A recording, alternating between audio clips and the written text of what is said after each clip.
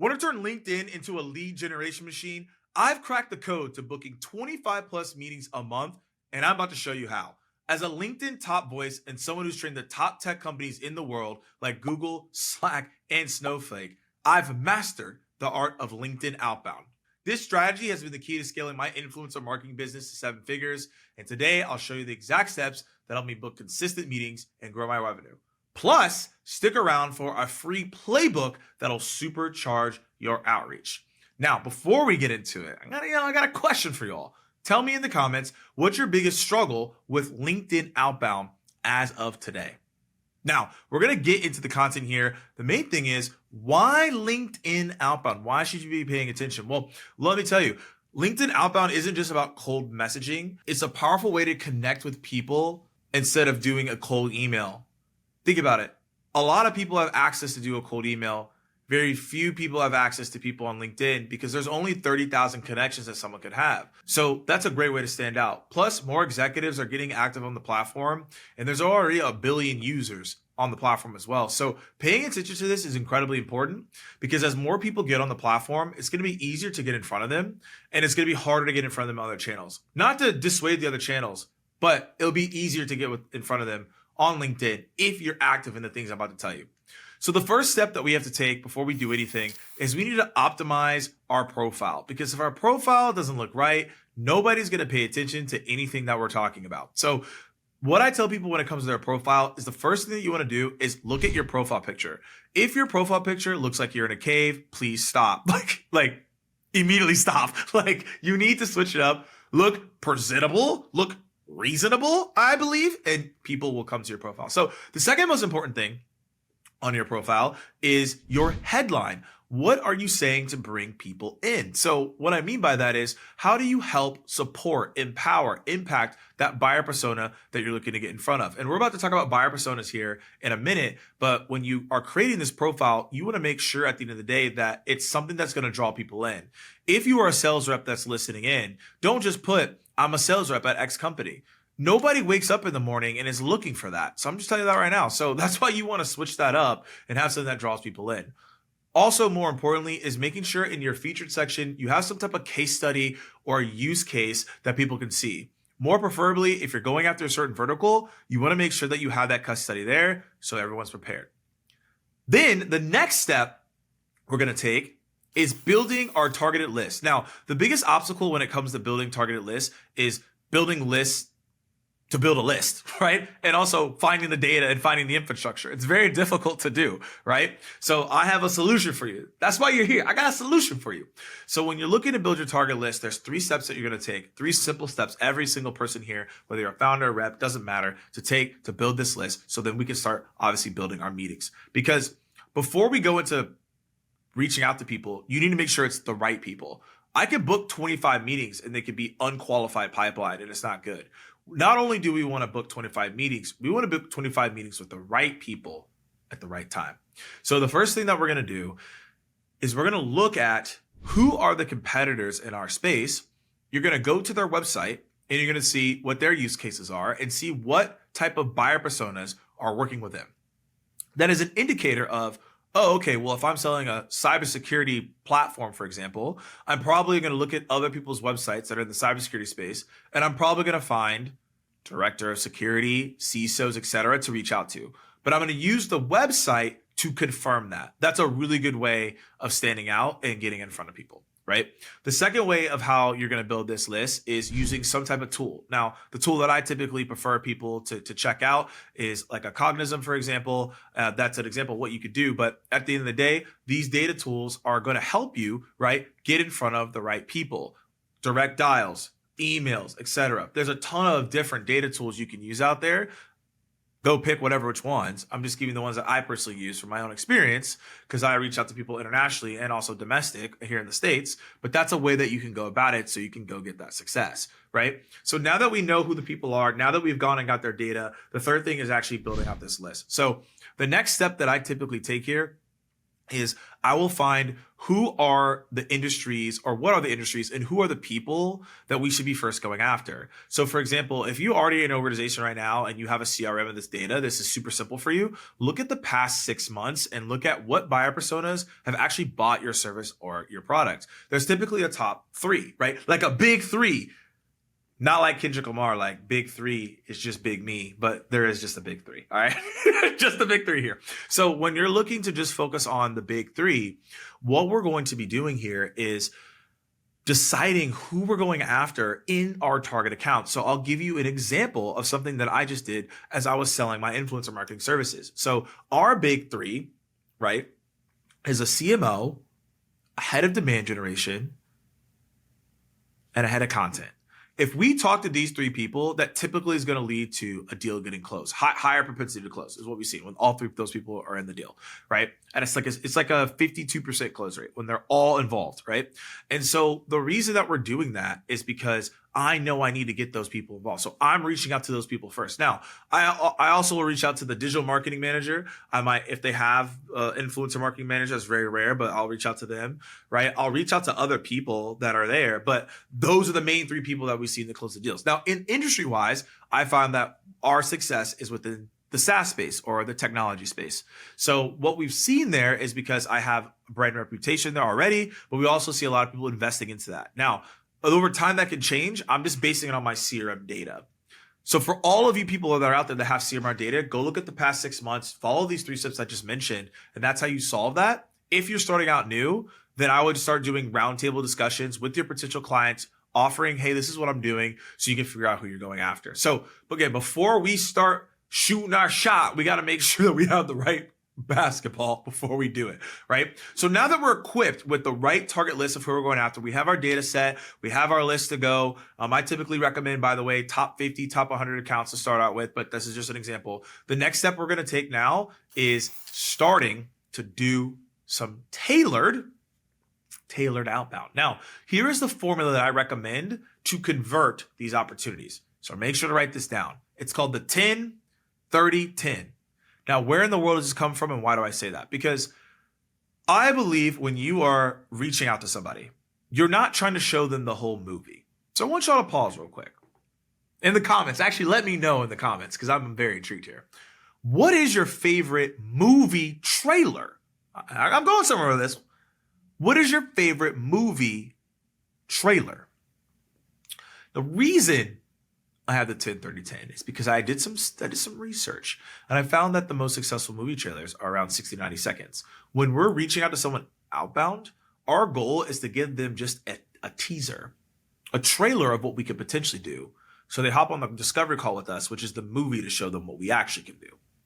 So the movie trailer method is the less than 50 seconds that we want someone to receive our information. And I mostly focus this on the videos and the voice notes, but you can follow my 10-30-10 framework for your messages as well if they're text. So let's dive into what it actually is now that we understand the movie trailer concept, and let's move forward. So the first 10 seconds of your voice note or your video is the reason of why you're reaching out.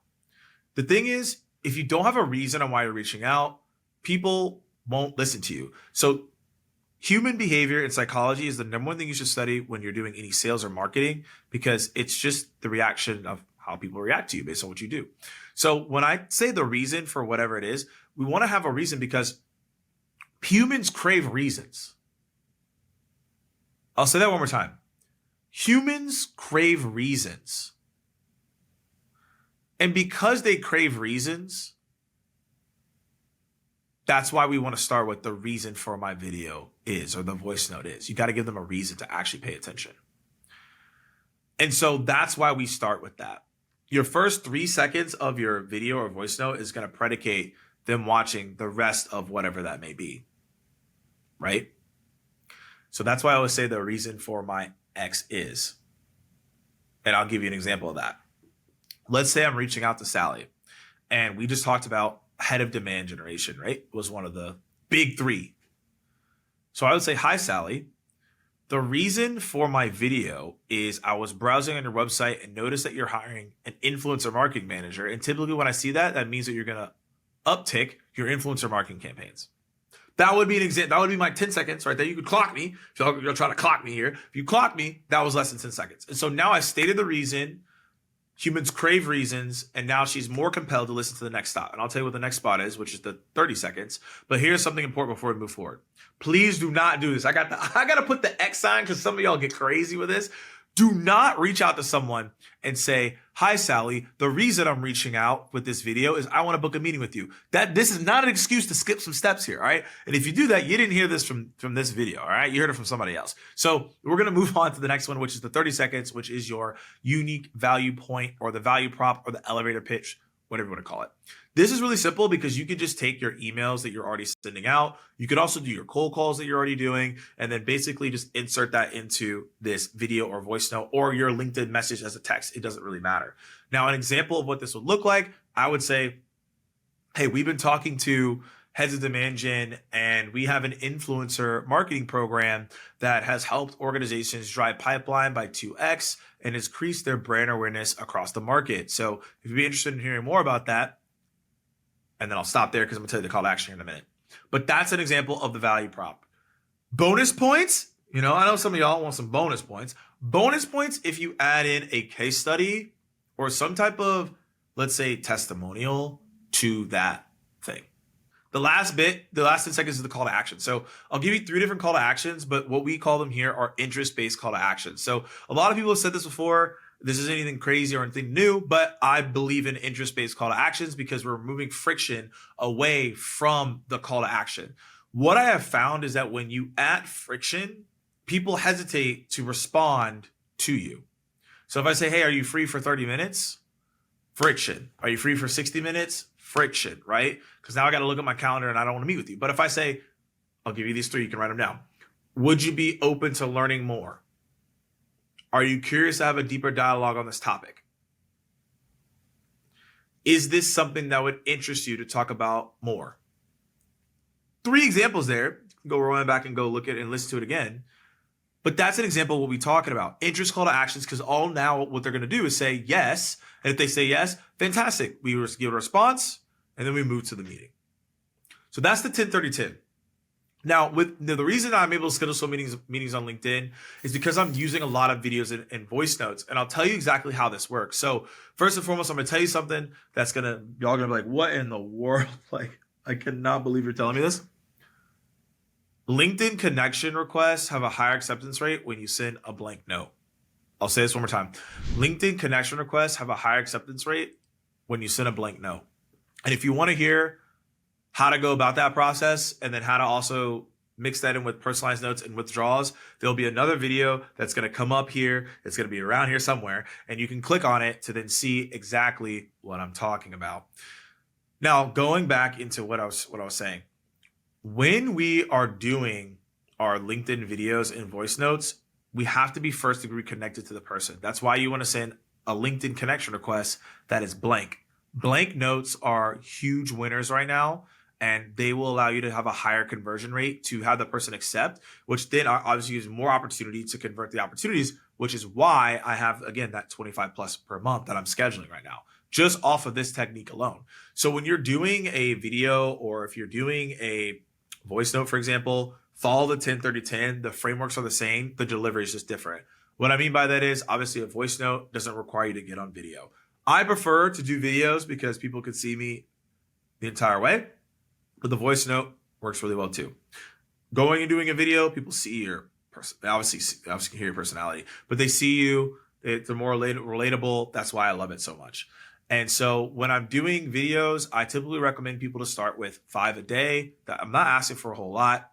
If you do the math, 5 a day, if you do it every single weekday, it's 25 videos a week, and that's 100 videos a month. So let's say if you get a 10% meeting rate, that's 10 meetings right there. That's fantastic. Now, my data set is around 40% on this response rate, with about a 20 to 30% meeting efficiency rate. So that's how I'm able to schedule the 25 meetings per month, right? You kind of see where that comes from. But I'm doing like 5 to 10 videos a day, more depending on how much pipeline I'm looking to get.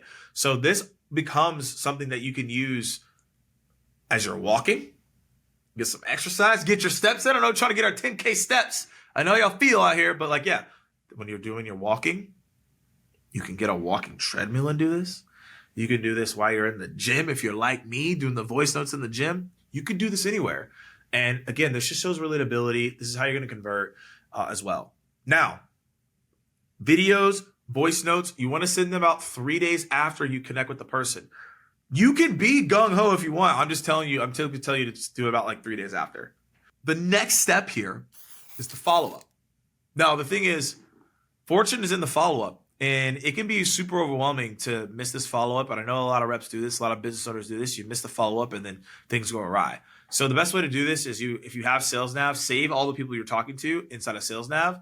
But what you also can do is just put it in a spreadsheet, write it down, whatever you want to do. Just make sure you remind yourself to follow up 2 to 3 days after you send your video or voice note, or if you decide to take the 10-30-10 and write it out as a text. I know some people don't like videos and voice notes. I get it. But the things, what I'm telling you is that like you want to make sure that you focus on following up. And here's the simple follow-up message.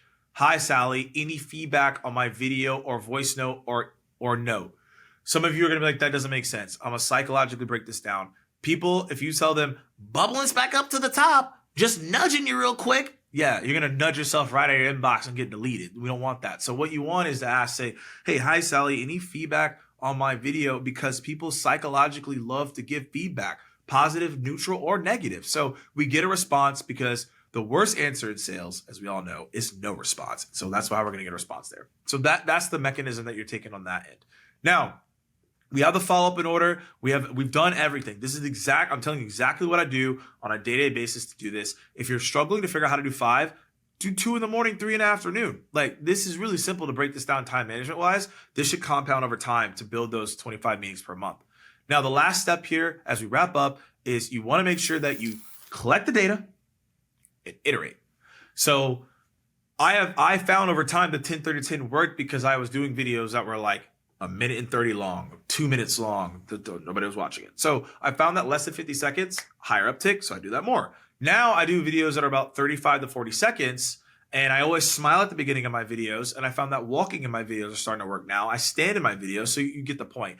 All of you are going to be different. You could sit down. You could do a walk in the park. I don't really care, but you got to figure out what's best for you. I tell people to typically start with like a white back wall. So there's no static, there's no moving, but do what's best for you and do what's best for your buyer persona. You know that better than me. I'm just giving you the framework to go execute and go get some meetings here, right? To build your pipeline so you can close more deals. So make sure that every single month you're looking at what's going on, double down on what works, throw out what didn't work. If you did a voice note that was like 10 seconds that's working, keep doing 10-second voice notes. If you did a video that was 45 seconds and that seems to not be working, but the 20 seconds working, do the 20-second video. So A/B test what works, what doesn't. A/B test different intros, things of that nature. But if you follow the 10-30-10, you will see success as long as you are doing the process and iterating along the way and looking at your data to see what positively is getting in your pipeline and leading to more close won deals.